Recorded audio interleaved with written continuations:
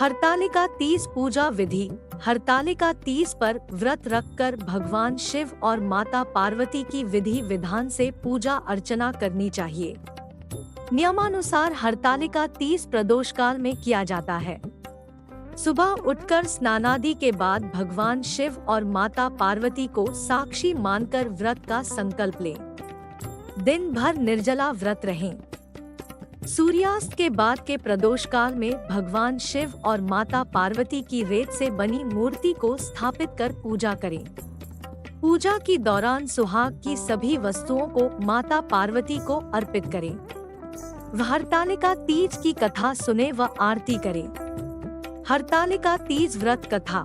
एक बार भगवान भोलेनाथ ने माता पार्वती को उनके पूर्व जन्म के बारे में बताते इस व्रत के महत्व को समझाया। भोलेनाथ बोले, हे गौरी, पर्वतराज हिमालय पर स्थित गंगा के तट पर तुमने अपने बचपन में ही 12 वर्षों तक अधोमुखी होकर घोर तप किया था। इस अवधि को तुमने अन्न न खाकर पेड़ों के सूखे पत्ते चबाकर बिताया। माघ की तेज ठंडी में तुमने निरंतर जल में प्रवेश करके तप किया। वैशाख की जला देने वाली गर्मी में तुमने पंचाग्नि से शरीर को तपाया। श्रावण की मूसलाधार वर्षा में खुले आसमान के नीचे बिना अन्नजल ग्रहण किए समय व्यतीत किया। तुम्हारे पिता तुम्हारी कठिन तपस्या को देखकर बड़े दुखी होते थे। उन्हें बड़ा दुख होता था। तब एक दिन तुम्हारी तपस्या तथा पिता के दोह को देखकर नारद जी तुम्हारे घर पधारे। तुम्हारे पिता ने मन से अतिथि सत्कार करके उनके आने का कारण पूछा। नारद जी ने कहा, गिरिराज, मैं भगवान विष्णु के भेजने पर यहाँ आया हूँ। आपकी कन्या ने बड़ा कठोर तप किया है। इससे प्रसन्न होकर वे आपकी सुपुत्री से विवाह करना चाहते हैं। मैं इस बारे में आपकी राय जानना चाहता हूँ। नारद जी की बात सुनकर गिरिराज प्रसन्न हो उठे। उनके तो जैसे सारे दोहक ही दूर हो गए।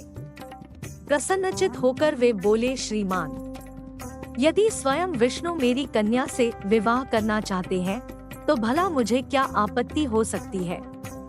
वे तो साक्षात ब्रह्मा है। हे महर्षि, यह तो हर पिता की इच्छा होती है कि उसकी पुत्री सुख संपदा से युक्त पति के घर की लक्ष्मी बने। पिता की सार्थकता इसी में है कि पति के घर जाकर उसकी पुत्री पिता के घर से अधिक सुखी रहे। तुम्हारे पिता की स्वीकृति पाकर नारद जी विष्णु जी के पास गए और उनसे तुम्हारे ब्याह के निश्चित होने का समाचार सुनाया। मगर इस विवाह संबंध की बात जब तुम्हारे कान में पड़ी तो तुम्हारे दुख का ठिकाना न रहा। तुम्हारी एक सखी ने तुम्हारी इस मानसिक दशा को समझ लिया और उसने तुमसे उस दोह का कारण जानना चाहा। तब तुमने बताया, मैंने सच्चे हृदय से भगवान शिव शंकर का वरण किया है, किंतु मेरे पिता ने मेरा विवाह विष्णु जी से निश्चित कर दिया। मैं विचित्र धर्म संकट में हूँ। अब क्या करूँ? प्राण छोड़ देने के अतिरिक्त अब कोई भी उपाय शेष नहीं बचा है। तुम्हारी सखी बड़ी ही समझदार और सूझबूझ वाली थी। उसने कहा, सखी, प्राण त्यागने का इसमें कारण ही क्या है? संकट के मौके पर धैर्य से काम लेना चाहिए।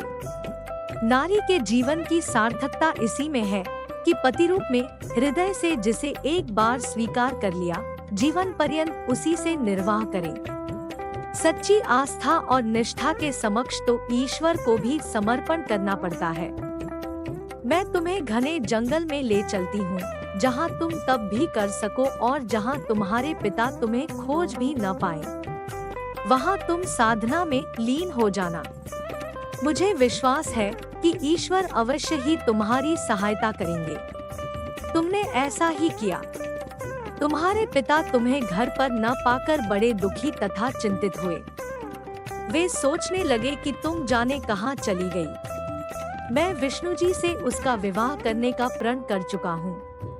यदि भगवान विष्णु बारात लेकर आ गए और कन्या घर पर न हुई तो बड़ा अपमान होगा।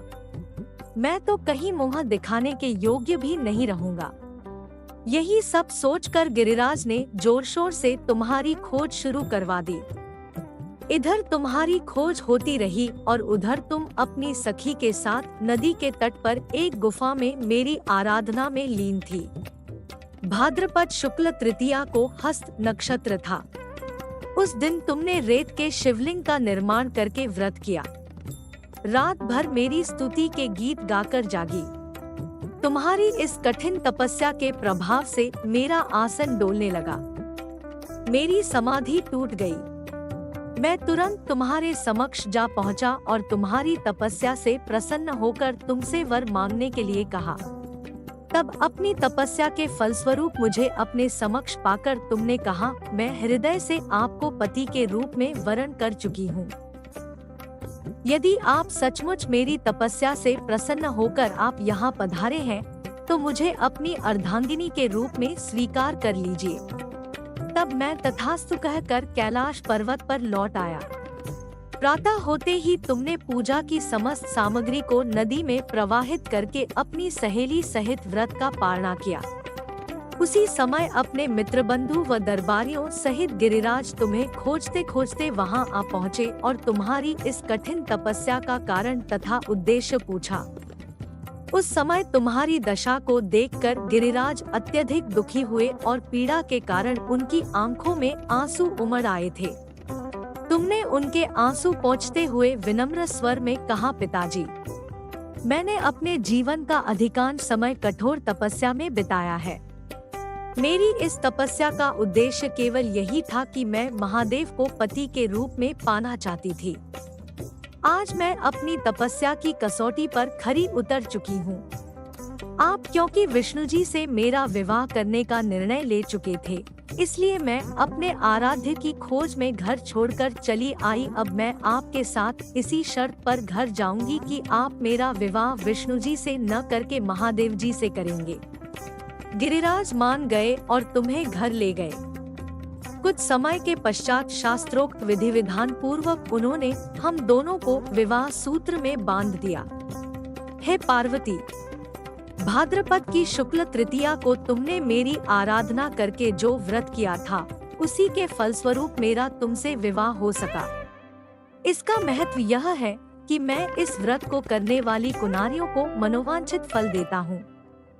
इसलिए सौभाग्य की इच्छा करने वाली प्रत्येक युवती को यह व्रत पूरी निष्ठा तथा